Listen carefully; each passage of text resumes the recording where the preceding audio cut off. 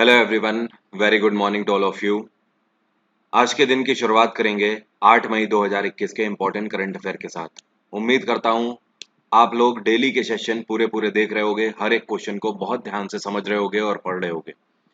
और PDF download करने के लिए पीडीएफ का लिंक वीडियो के डिस्क्रिप्शन में है, आप वहां से सीधे आंसर की के साथ पीडीएफ डाउनलोड कर सकते हो। ऐसे स्टूडेंट जिन्होंने टेलीग्राम चैनल ज्वाइन नहीं किया है, उनको टेलीग्राम का लिंक भी वीडियो के डिस्क्रिप्शन में मिल जाएगा, आप वहां से टेलीग्राम भी ज्वाइन कर सकते हो। मेरी डेली की जितनी भी फ्री क्लासेस होती हैं वो सब टेलीग्राम पर ही अपलोडेड होती हैं, तो ध्यान रखिएगा, टेलीग्राम जरूर ज्वाइन कर लीजिए या एश्योर कर लीजिए आप। चलिए शुरू करते हैं आज का वीडियो। पहला क्वेश्चन है आपके सामने, which state government has suspended the third phase of Covid vaccination drive. Question का मतलब यह है कि ये कौन सी राज्य सरकार है जिसने कोविड वैक्सीनेशन ड्राइव को फिलहाल के लिए सस्पेंड कर दिया है। ये जो अभी हाल ही में तीसरा फेज स्टार्ट हुआ है, जिसका मेन मतलब ये है कि हर एक को सरकार के द्वारा कोविड वैक्सीन प्रोवाइड किया जाएगा। मतलब हर एक व्यक्ति राज्य के अंदर कोविड वैक्सीन लगवा सकता है। तो ये कौन सी राज्य सरकार है जिसने फिलहाल के लिए इसको बंद कर दिया है, होल्ड पर कर दिया है? ये है भूपेश बघेल की सरकार। छत्तीसगढ़ सरकार के द्वारा इसको होल्ड किया गया है। इसका रीजन ये है कि छत्तीसगढ़ हाईकोर्ट के द्वारा छत्तीसगढ़ सरकार को ये कहा गया है कि सरकार पूरे प्रबंध करे कि कोविड वैक्सीनेशन सभी को प्रॉपरली डिस्ट्रीब्यूट हो सके। मतलब कहने का कि ईडब्ल्यूएस को प्रॉपरली मिल सके। ईडब्ल्यूएस का मतलब है इकोनॉमिक वीकर सेक्शन। ऐसे लोग जो कि गरीबी रेखा के नीचे हैं, उन्हें भी वैक्सीन मिलना चाहिए। इसके पूरे प्रॉपर इंतजाम छत्तीसगढ़ सरकार को करने चाहिए और ये आदेश दिया गया है यहाँ के हाईकोर्ट के द्वारा, जिसकी वजह से छत्तीसगढ़ सरकार ने पूरा प्लान बनाने का टाइम मांगा है। इन्हें अपना प्लान मॉडिफाई करना पड़ेगा, जिसके लिए अभी इन्हें वक्त चाहिए और बहुत जल्द नया प्लान ये लॉन्च करेंगे, जिसमें डिस्ट्रीब्यूशन का खास ख्याल रखा जाएगा कि बिलो पॉवर्टी लाइन के लिए वैक्सीन अलग होंगे और साथ में जो अपर पॉवर्टी लाइन है, जो कि गरीबी रेखा के ऊपर है, उनके लिए अलग से वैक्सीन का पूरा कोटा रखा जाएगा। तो कहने का मतलब किसी को भी वैक्सीन के कोटे की कमी नहीं पड़नी चाहिए, ये मेन मकसद है इसका। छत्तीसगढ़ में गवर्नर कौन है? यहाँ पे गवर्नर है अनसुईया उइके। वेस्ट बंगाल में ममता बनर्जी की सरकार है, गवर्नर है जगदीप धनखड़। झारखंड में हेमंत सोरेन की सरकार है, गवर्नर है यहाँ पर द्रौपदी मुर्मू। और मध्य प्रदेश में शिवराज सिंह चौहान की सरकार है और गवर्नर है यहाँ पर आनंदीबेन पटेल। क्या आप मुझे कमेंट बॉक्स में लिखकर बता सकते हो छत्तीसगढ़ का हाई कोर्ट कौन से शहर में है? चले मैं ही बताता हूँ, ये है बिलासपुर में। कहाँ पर? बिलासपुर। अगला क्वेश्चन है, ये कौन सी राज्य सरकार है जिसने 14 दिन का क्वारंटाइन मैंडेटरी कर दिया है अगर आप तेलंगाना और आंध्र प्रदेश से इस राज्य के अंदर या यूटी के अंदर आ रहे हो? ये है दिल्ली में अरविंद केजरीवाल की सरकार। ध्यान रखिए, अभी हाल ही में यहाँ पर कानून पारित कर दिया गया है कोविड पैंडेमिक को देखते हुए कि तेलंगाना और आंध्र प्रदेश से जो भी व्यक्ति आएंगे उनको 14 दिन का क्वारंटाइन मैंडेटरी हो गया है। और वो भी दिल्ली में अरविंद केजरीवाल की सरकार के द्वारा जो परिसर दिया जा रहा है, इस परिसर में ही क्वारंटाइन होना पड़ेगा 7 दिनों के लिए, क्योंकि पिछले 3 से 4 दिन में इन दोनों राज्यों से आए हुए लोगों में कोविड के केसेस पाए गए हैं। इस वजह से इन दोनों राज्यों के लोगों के लिए 14 दिन का क्वारंटाइन मैंडेटरी कर दिया गया है इस परिसर में। साथ में दूसरी चीज एक और है गाइडलाइन इसमें, अगर आप दूसरे और किसी भी राज्य से आ रहे हो और अगर आपके पास नेगेटिव सर्टिफिकेट है या फिर इवन आप तेलंगाना और आंध्रा से नेगेटिव सर्टिफिकेट लेकर आ रहे हो, ठीक है, तो भी आपको 7 दिन का होम क्वारंटाइन लेना ही लेना होगा। मतलब कहने का 7 दिन आपको आइसोलेट रहना पड़ेगा, लेकिन वो आप अपने घर पे रह सकते हो, ठीक है। दिल्ली में अरविंद केजरीवाल की सरकार है, गवर्नर कौन है? अनिल बैजल। ध्यान रखिए, ये हर फैसिलिटी से आने वाले पैसेंजर्स के लिए गाइडलाइन है, चाहे आप बाई एयर आ रहे हो, बस से आ रहे हो, कार से आ रहे हो या फिर रेल से आ रहे हो।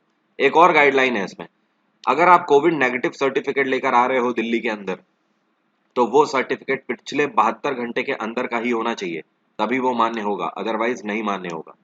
महाराष्ट्र में उद्धव ठाकरे की सरकार है, गवर्नर है भगत सिंह कोश्यारी। गुजरात में विजय रूपानी की सरकार है, गवर्नर है आचार्य देवव्रत। उत्तर प्रदेश में योगी आदित्यनाथ की सरकार है, गवर्नर है आनंदीबेन पटेल। अगला क्वेश्चन है, ये कौन सी टेक्नोलॉजी कंपनी है जिसने अभी हाल ही में दुनिया का पहला 2nm प्रोसेसर चिप लॉन्च किया है? ये जो 2nm प्रोसेसर चिप है, ये दुनिया में पहली बार किसी कंपनी ने लॉन्च किया है। इससे पहले ये प्रोसेसर कोई भी कंपनी नहीं लॉन्च कर पाई है। ये है IBM, international business machine. IBM के द्वारा ये जो 2nm प्रोसेसर चिप लॉन्च करी गई है, इसकी खास बात ये है कि इस चिप में इस चिप का साइज तो ऐसा है, आप देख सकते हो, और इसके अंदर जो पर्टिकुलर चिप है वो आपके नाखून के बराबर है, सिर्फ एक नेल के बराबर है ये चिप। और आपको पता है इस चिप के अंदर कितने ट्रांजिस्टर हैं?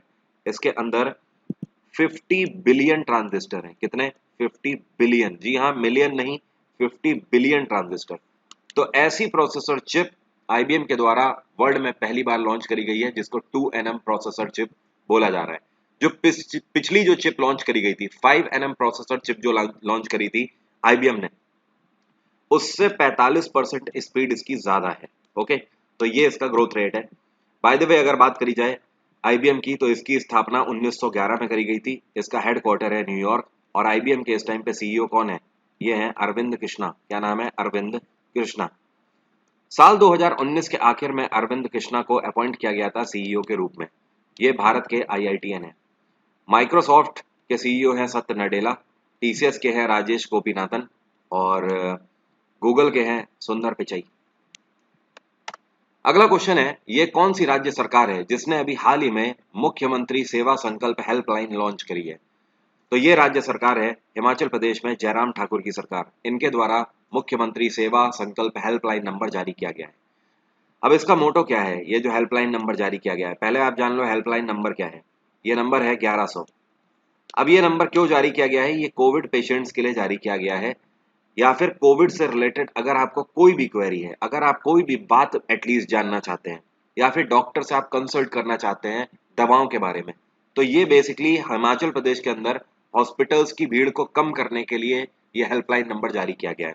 आप घर बैठे 1100 पर कॉल करिए, सामने से डॉक्टर्स फोन पिक करेंगे और वहां पर आपको डायरेक्ट कंसल्टेशन दे दिया जाएगा। इसकी जो टाइमिंग है, ये टाइमिंग रखी गई है सुबह 7 बजे से लेकर रात में 10 बजे तक ये हेल्पलाइन जारी रहेगी। अगर इन केस यहाँ पर आपको कंसल्टेंट मिलती है, मतलब अगर डॉक्टर नहीं मिलती है, तो कंसल्टेंट आपको क्वेरी लॉग नंबर देगी। जब वो क्वेरी लॉग नंबर आपको देंगे, तो उसके बाद आपको फॉलो अप करना होगा। वो आपको पहले ही बता देंगे कि आपको कल कॉल करना है या इतने घंटे बाद कॉल करना है। आप जब भी कॉल करोगे तो डॉक्टर से कंसल्ट करके फीडबैक लेकर वो आपकी रिपोर्ट पे बता देंगी कि आपको क्या क्या मेडिसिन और लेनी है। तो अल्टीमेटली पूरा कंसल्टेशन आपको फ्री ऑफ कॉस्ट घर पे मिल रहा है, क्योंकि बाहर निकलना खतरे से खाली नहीं है। इस वजह से जयराम ठाकुर की सरकार के द्वारा हिमाचल प्रदेश में लॉन्च किया गया है मुख्यमंत्री सेवा संकल्प हेल्पलाइन नंबर। यहाँ पे गवर्नर है बंडारू दत्तात्रेय। हरियाणा में खट्टर सरकार है, बिहार में नीतीश कुमार की सरकार है, आंध्र प्रदेश में वाई एस जगनमोहन रेड्डी। अगला क्वेश्चन है, ministry of labour and employment has notified which section of society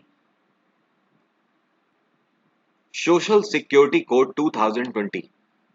question का मतलब यह है कि अभी हाल ही में श्रम और रोजगार मंत्रालय के द्वारा इनमें से कौन सा सेक्शन लॉन्च किया गया है सोशल सिक्योरिटी कोड 2020 का। यह लॉन्च किया गया है सेक्शन 142, जिसको ministry of labour and employment के द्वारा जारी किया गया है। अब समझो ये है क्या। सोशल सिक्योरिटी कोड 2020 के सेक्शन 142 का प्रावधान ये है कि हर एक एम्प्लॉय के पास एम्प्लॉयमेंट की आइडेंटिटी होनी चाहिए। मतलब कहने का कि सरकार के पास एक प्रॉपर डेटा होना चाहिए कि कितने एम्प्लॉय हैं और वो कहाँ पर काम कर रहे हैं, ताकि अगर कल को वो अनएम्प्लॉय होते हैं तो उनके लिए रोजगार के संसाधन भी क्रिएट किया जा सके। सरकार के पास जब तक डेटा नहीं पहुंचेगा कि कितने लोग अनएम्प्लॉय हैं या फिर कितने लोग किस क्षेत्र में कार्य करते हैं, तब तक सरकार उस क्षेत्र के लिए श्रम नहीं निकाल सकती, मतलब वर्क अलॉट नहीं कर सकती। इस वजह से सेक्शन 142 लॉन्च किया गया है। इसका मेन मतलब यह है कि जितने भी अनऑर्गेनाइज्ड सेक्टर हैं उनके जो वर्कर्स हैं, और यहां पर एक बात और आप समझ लो, ये जो अनऑर्गेनाइज्ड सेक्टर है इसका मतलब क्या है। जैसे मान लीजिए आपके घर के आसपास कोई मजदूर है, ओके, वो मजदूर 30 दिन के लिए कहीं और काम करता है, उसके बाद उसका काम छूट जाता है, फिर वो किसी के घर पे पेंटिंग का काम करने लगता है, फिर वो मान लीजिए कहीं पर लकड़ी का काम करने लगता है। ऐसे ऐसे जो सेक्टर्स हैं या फिर ऐसे सेक्टर्स में रहने वाले जो वर्कर्स हैं, उनको बोला जाता है अनऑर्गेनाइज्ड सेक्टर वर्कर्स। इस तरीके के वर्कर्स को यहाँ पर टारगेट किया गया है। सेक्शन 142 के तहत इस तरीके के सभी वर्कर्स को आधार डिटेल लेकर सरकारी सर्वर में अपलोड किया जा रहा है इनका पूरा डेटा, और ये काम किसको दिया गया है? ये काम एनआईसी को दिया गया है, नेशनल इंफॉर्मेटिक्स सेंटर को। ओके, ध्यान रखिएगा। तो ये जो पूरा फेज है इसका सेक्शन 144 का, जिसको सोशल सिक्योरिटी कोड 2020 के तहत लॉन्च किया गया है, इसका मेन मोटो अल्टीमेटली ये है, ऐसे लोग जो कि अनऑर्गेनाइज सेक्टर में काम करते हैं उनका डेटा आधार कार्ड के थ्रू लिया जा रहा है और उसको एनआईसी को दिया जा रहा है, और एनआईसी उस डेटा को सरकार के सर्वर में अपलोड कर रही है। That is the main scenario of this scene. और ये जो ministry of labour and employment है, इसके मिनिस्टर कौन है? ये है संतोष गंगवार। क्या नाम है? संतोष गंगवार। अगला क्वेश्चन है, नेशनल डेयरी डेवलपमेंट बोर्ड, जिसको एनडीडीबी बोला जाता है, इन्होंने अभी हाल ही में किस पावर कंपनी के साथ एक पैक्ट साइन किया है? ये पैक्ट इसलिए साइन किया गया है कि डेयरी इंडस्ट्रीज को एनर्जी सॉल्यूशंस दिया जा सके। एनडीडीबी के द्वारा अभी हाल ही में ईईएसएल के साथ पैक्ट साइन किया गया है। ईईएसएल का मतलब यहाँ पर ये है एनर्जी एफिशिएंसी सर्विसेज लिमिटेड। ये भारत सरकार की ऑर्गेनाइजेशन है, इसकी स्थापना 2009 में करी गई थी, इसका हेडक्वार्टर है नई दिल्ली। अब यहाँ पर आप समझिए, नेशनल डेयरी डेवलपमेंट बोर्ड के द्वारा इस पावर कंपनी के साथ जो पैक्ट साइन किया गया है, इसका मेन मोटो ये है कि ईईएसएल डेयरी इंडस्ट्री के अंदर जितने भी बिजनेस पर्सन्स हैं उन सभी को ये बताएंगे कि बिजनेस में वो एनर्जी टेक्नोलॉजी का कैसे बेहतर तरीके से यूज कर सकते हैं। डेयरी इंडस्ट्री के अंदर आप समझ रहे हो ना कौन कौन है, जैसे कि अमूल हो गया, आपका मदर डेयरी हो गया, पारस हो गया, इस तरीके की, नमस्ते इंडिया हो गया, ये सब जो डेयरी कंपनीज हैं ये सब डेयरी इंडस्ट्री का हिस्सा है। इनके लिए इनको टेक्नोलॉजी का कैसे यूज करना है ये सारी चीजें बताने के लिए पैक्ट साइन किया गया है। एनडीडीबी की अगर बात करें तो इसकी स्थापना 1965 में करी गई थी। इसका हेडक्वार्टर है आनंद। आनंद कहाँ पड़ता है? गुजरात में पड़ता है। अमूल का हेडक्वार्टर भी आनंद है। और आपको पता है एनडीडीबी की स्थापना किसने करी थी? वर्गीस कुरियन ने। किसने? वर्गीस कुरियन।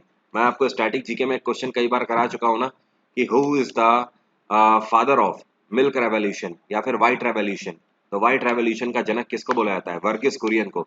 दुग्ध के उत्पादन का जनक इन्हीं को बोला जाता है। अगला क्वेश्चन है, badminton world federation has postponed Malaysia open 2021 when badminton world federation was established. आपसे कह रहा है अभी हाल ही में बैडमिंटन वर्ल्ड फेडरेशन के द्वारा मलेशिया ओपन 2021 को पोस्टपोन कर दिया गया कोविड की वजह से। कब इसकी स्थापना करी गई थी बैडमिंटन वर्ल्ड फेडरेशन की? इसकी स्थापना 1934 में करी गई थी। इसका हेडक्वार्टर है कुआलालंपुर। तो कोविड पैंडेमिक की वजह से ये जो इस बार का मलेशिया ओपन 2021 है ये होना था 25 से लेकर 30 मई तक, तो इसको पोस्टपोन कर दिया गया है फिलहाल के लिए। अभी डेट डिसाइडेड नहीं है, जब होगी तब मैं आपको अपडेट कर दूंगा। अगर यहाँ पर बात करें बैडमिंटन वर्ल्ड फेडरेशन के प्रेसिडेंट की, तो इनका नाम क्या है? इनका नाम है पाउल एरिक हॉयर लार्सन। क्या नाम है? पाउल एरिक हॉयर लार्सन। अगला क्वेश्चन है, who has become the chief minister of Puducherry. Puducherry के अभी हाल ही में मुख्यमंत्री कौन बनाए गए हैं? पुडुचेरी के नए मुख्यमंत्री बने हैं एन रंगासामी। क्या नाम है? एन रंगासामी। ध्यान रखिएगा, एन रंगासामी कौन सी पार्टी से बिलोंग करते हैं? ये ऑल इंडिया एनआर कांग्रेस से बिलोंग करते हैं। पुडुचेरी में ऑल इंडिया एनआर कांग्रेस की सरकार तो आई है, लेकिन बीजेपी एलाइड है ये सरकार, ध्यान रखिएगा, बीजेपी के समर्थन में ये सरकार है। क्लियर? और इनको अपॉइंट किसने किया है? जाहिर सी बात है पुडुचेरी की जो गवर्नर होंगी वही तो इनको अपॉइंट करेंगी। और पुडुचेरी की गवर्नर कौन है? ये है तमिलसाई सुंदरराजन, जो कि तेलंगाना की भी गवर्नर है। कुछ टाइम पहले ही किरण बेदी ने जब रिजाइन किया था तब तमिलसाई सुंदरराजन को अपॉइंट किया गया था यहाँ पर गवर्नर के रूप में। अगला क्वेश्चन है, health ministry has published a guide book mentioning how many practices to fight corona virus. COVID 19 से लड़ने के लिए, कोरोना वायरस से लड़ने के लिए अभी हाल ही में हेल्थ मिनिस्ट्री के द्वारा एक गाइड बुक लॉन्च करी गई है लोगों के लिए। ये गाइड बुक आपको बताएगी कि आपको किन चीजों का ध्यान रखना है। तो ऐसे कितने यहाँ पर इंस्ट्रक्शंस दिए गए हैं? ऐसे 15 इंस्ट्रक्शंस इस गाइड बुक में दिए गए हैं। जैसे कि आपको बार बार हाथ धोते रहना है, बाहर जाते टाइम मास्क से नोज और माउथ दोनों को कवर करना है, साथ में अगर कोई फ्रॉड रिपोर्ट कोविड की बनाकर दे रहा है तो उसके खिलाफ रिपोर्ट करना है। ठीक है? अगर आप डोनेट कर सकते हो ब्लड और प्लाज्मा तो ये आपको करते रहना है। सोशल डिस्टेंसिंग का ध्यान रखना है, नाक में हाथ नहीं लगाना है, मुंह पे हाथ नहीं लगाना है, और स्पिट नहीं करना है इधर उधर। ये सारी चीजें आपको ध्यान देते रहना है। ठीक है? अगला क्वेश्चन है, which IIT has launched mission Bharat 02 to tackle oxygen crisis. Oxygen crisis से निपटने के लिए हम सभी को पता है पूरे देश में ऑक्सीजन की किल्लत चल रही है। अब इस केस में मिशन भारत 02 लॉन्च किया गया है किस आईआईटी के द्वारा? ये है आईआईटी कानपुर। आईआईटी कानपुर क्या करने जा रहे हैं? ये एक ऐसा मैकेनिज्म बनाएंगे जो कि ऑक्सीजन की क्राइसिस से हमें उबार सकता है। आईआईटी कानपुर ने इसके लिए चैलेंजेस देने स्टार्ट कर दिए हैं भारत के सभी इनोवेटर्स को और एंटरप्रेन्योर्स को। आईआईटी कानपुर सीख कर रहा है बेस्ट ब्रेन इसमें। इसमें से कई सारे ऐसे भी स्टूडेंट आपको मिलेंगे जो कि आईआईटी कानपुर के ही होंगे खुद। ओके, तो आईआईटी कानपुर का मेन मोटो ये है कि इनमें से किसी के पास भी अगर कोई आइडिया है तो वो तुरंत आईआईटी कानपुर से कांटेक्ट कर सकते हैं और वो उनको प्रोसीड करेंगे। अल्टीमेटली बहुत जल्द आईआईटी कानपुर एनी हाउ अपने एंटरप्रेन्योर्स की मदद से ऑक्सीजन क्राइसिस को रिमूव करता हुआ देखना चाहता है। इनका मेन टारगेट ये है, आईआईटी कानपुर ने बताया कि ये टारगेट लेकर चल रहे हैं कि हर एक यूनिट जो होगी ऑक्सीजन की, ये एक ऐसी यूनिट बनाना चाहते हैं ऑक्सीजन की, या ऐसा मॉडल बनाना चाहते हैं जो कि per day 100 unit oxygen produce करे। कितनी? 100 यूनिट ऑक्सीजन प्रोड्यूस करे। ध्यान रखिएगा, कल और परसों दोनों दिन के करंट अफेयर में मैंने जिक्र किया था डीआरडीओ के द्वारा जो ऑक्सीजन प्लांट लगाए जा रहे हैं। ठीक है, वो ऑक्सीजन प्लांट सप्लाई तो दे रहे हैं ऑक्सीजन की, लेकिन उतनी ऑक्सीजन पर्याप्त नहीं है। जितनी की हमें जरूरत है उससे वो काफी कम है। अगला क्वेश्चन है, according to global report on food crisis 2020 at least how many people faced food and hunger insecurity. आपसे कह रहा है अभी हाल ही में यूनाइटेड नेशंस और साथ में वर्ल्ड फूड प्रोग्राम के द्वारा मिलकर global report on food crisis 2020 launch करी गई है। इस रिपोर्ट के तहत साल 2020 में दुनिया में ऐसे कितने लोग थे जो कि खाने की वजह से, खाने की किल्लत से जूझ रहे थे? दुनिया में ऐसे 155 मिलियन लोग पाए गए जो कि खाने की किल्लत से जूझ रहे थे या फिर जिन्हें खाना ही नहीं नसीब था। ओके, ध्यान रखिएगा, global report on food crisis ये हर साल लॉन्च करी जाती है यूनाइटेड नेशंस और साथ में वर्ल्ड फूड प्रोग्राम के साथ मिलकर। ये दोनों मिलकर इसको लॉन्च करते हैं। आपको जानकर बड़ी हैरानी होगी कि ये 2020 की रिपोर्ट है, लेकिन अगर 2019 की रिपोर्ट की बात करें तो 2019 की रिपोर्ट में पूरी दुनिया में केवल 20 मिलियन पीपल ऐसे थे जो कि फूड और हंगर क्राइसिस से जूझ रहे थे। अब आप समझो 2019 में डेटा 20 मिलियन और 2020 में ये सीधे 20 मिलियन से पहुंच गया 155 मिलियन। तो ये फर्क किसकी वजह से है? Just because of Covid, corona की वजह से सब तरफ तबाही मची हुई है और WFP की रिपोर्ट ने ये जारी कर दिया। WFP की अगर बात करें तो इसका हेडक्वार्टर क्या है? रोम, इटली की कैपिटल रोम। इसकी स्थापना 1961 में करी गई थी। अगला क्वेश्चन है, ये कौन सी राज्य सरकार है जिसके द्वारा अभी हाल ही में Ayurvedic telemedicine facility COVID patients के लिए लॉन्च करी गई है? ये राज्य सरकार है हरियाणा में मनोहर लाल खट्टर की सरकार। इसके तहत एक टोल फ्री नंबर जारी किया गया है। ये टोल फ्री नंबर है 1075। हरियाणा से अगर आप बिलोंग करते हैं और कोई कोविड पेशेंट है आपके घर में और अगर आपको इम्यूनिटी के लिए आयुर्वेदिक टेली मेडिसिन की सलाह लेनी है तो इस केस में आप टेली मेडिसिन फैसिलिटी ले सकते हो। 1075 पे आप कॉल करिए, 170 डॉक्टर्स की टीम आपको इसके पीछे मिलेगी। ठीक है, और ये जो 170 डॉक्टर्स की टीम है ये हरियाणा और गुजरात दोनों ही संभाल रहे हैं बेसिकली। ठीक है, तो आपको ध्यान रखना है ये फैसिलिटी गुजरात और हरियाणा दोनों में चल रही है। तो इसके लिए क्या टोल फ्री नंबर है? 1075। आप ये मिला सकते हो सुबह 8 बजे से लेकर रात को 10 बजे तक। 170 डॉक्टर्स की जो टीम है पीछे, ये आपको सलाह देगी कि आप कौन कौन सी आयुर्वेदिक दवाओं का यूज कर सकते हो अपनी इम्यूनिटी को बढ़ाने के लिए। पंजाब में अमरिंदर सिंह की सरकार है, राजस्थान में अशोक गहलोत की सरकार है, उत्तराखंड में तीरथ सिंह रावत की सरकार है। अगला क्वेश्चन है, अभी हाल ही में वी कल्याणम का निधन हो गया। क्या नाम है इनका? वी कल्याणम। इनका निधन हो गया। ये क्या थे? फ्रीडम फाइटर थे, राइटर थे, पोएट थे या सोशल एक्टिविस्ट थे? वी कल्याणम एक फ्रीडम फाइटर थे, क्रांतिकारी थे। इनका अभी हाल ही में निधन हो गया। 99 वर्ष की उम्र में इनका अभी चेन्नई में निधन हुआ है हाल ही में। आपको पता है ये महात्मा गांधी के पर्सनल सेक्रेटरी भी थे। महात्मा गांधी के साथ इन्होंने पहले 1942 में क्विट इंडिया मूवमेंट मतलब भारत छोड़ो आंदोलन में हिस्सा लिया था। उसके बाद जब भारत आजाद हुआ तो तब से लेकर जब तक महात्मा गांधी की हत्या नहीं हुई थी तब तक ये महात्मा गांधी के पर्सनल सेक्रेटरी के रूप में उन्हीं के साथ रहते थे। ओके, तो अभी इनका देहांत हुआ है हाल ही में 99 वर्ष की उम्र में। तो वी कल्याण नहीं रहे। उम्मीद करता हूँ सभी क्वेश्चन आपको क्लियर हो गए होंगे। फर्दर कोई भी डाउट है तो आप मुझसे कमेंट बॉक्स में पूछ सकते हो। आज की बात यहीं तक रहेगी। अनअकैडमी पर आज 8 मई है और कल 7 मई से बैच स्टार्ट हो चुका है फुल जीएस का। तो केवल एक क्लास हुई है, आप इसे अभी भी ज्वाइन कर सकते हो। यहाँ पर मैं आपकी history, polity, geography, science, eco सब कवर करा रहा हूँ। डिस्काउंट कोड आपके सामने लिखा हुआ है वरुण 777। इसका आप यूज करते हैं तो 10% का आपको डिस्काउंट मिल जाएगा अनअकैडमी पर। Thank you so much, have a nice day, take care, bye bye, आपका दिन मंगलमय।